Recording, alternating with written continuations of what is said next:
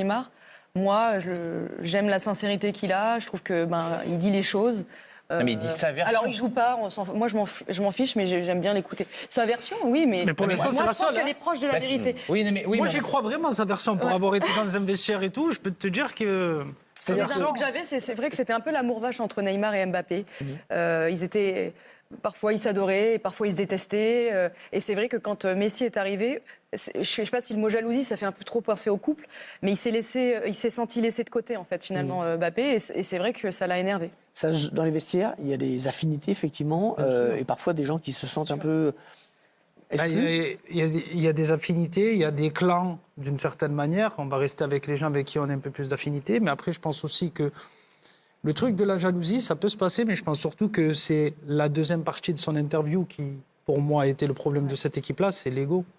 Le statut d'Mbappé lorsqu'il arrive de Monaco et le statut d'Mbappé après avoir été champion du monde avec l'équipe de France, déjà, c'est pas le même.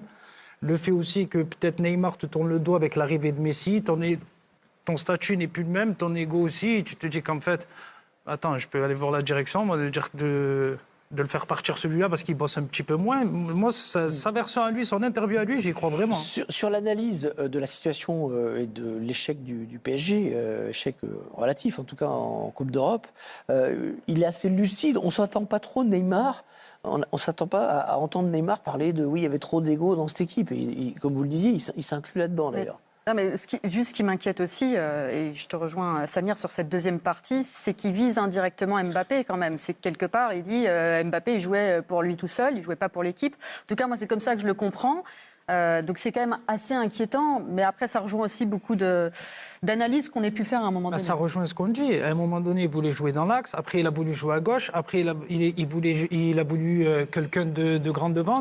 Tout ça, c'est une question d'ego. Quand il met après le match pivot gang et tout, c'est pour faire passer des messages. Il aurait peut-être voulu aussi parfois plus jouer avec Neymar, qui n'était pas toujours disponible, et on peut soit considérer que c'est de la malchance, soit considérer que c'est de la malchance, soit considérer que Neymar n'a pas toujours tout fait non plus, malgré son salaire énorme, pour être dans les conditions idoines pour jouer au football, et ça je le crois aussi fortement. Le problème c'est que lui il marquait 80 buts et que ça se voyait moins. Mais pour moi il ne parle pas de l'ego de Mbappé, il parle de l'ego de Mbappé, de Messi et de Neymar. Moi je le comprends comme ça. Tout à fait, moi aussi. Il s'inclut dedans, c'est sûr. Et cette interview, pourquoi je pense qu'il dit beaucoup de vérité dedans. La personne qui l'interviewe, c'est Romario, c'est quelqu'un qui a eu un ego énorme, qui a eu des problèmes avec Edmundo, qui connaît ce genre de choses. Donc je pense que le fait d'avoir cet interlocuteur-là, ça te permet de parler et de dire aussi des choses. Il ne va pas le balader. Romario, il connaît des vestiaires, il a eu un vécu avant lui.